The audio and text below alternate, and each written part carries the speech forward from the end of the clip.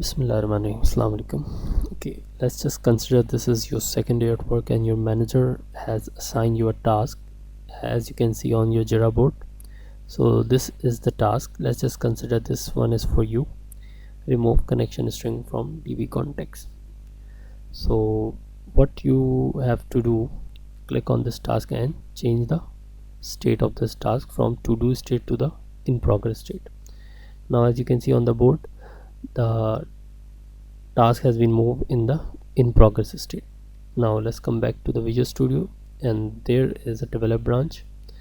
So this is the rule, as you need to remember this: never ever put any commit directly in the develop branch. Normally the developers are not allowed to push the commit from the develop branch. So all in all, what we have to do for any task or any bug or any hotfix, we need to create a separate branch of feature branch. So normally that branch is based on developed. So I'll be creating a new branch. First let's just check the manage branch. I have two local branches and two remote branches.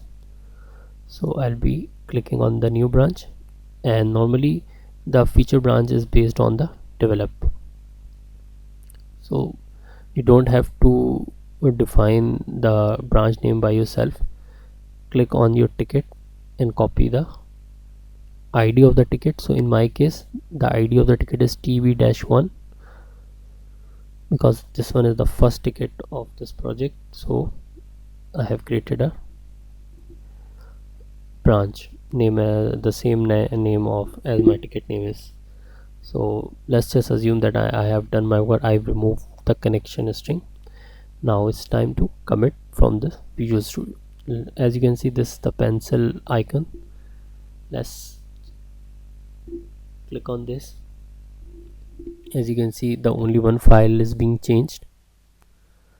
Here you can write a commit. So the standard way of the writing the commit is first write the ticket name dash and your commit message.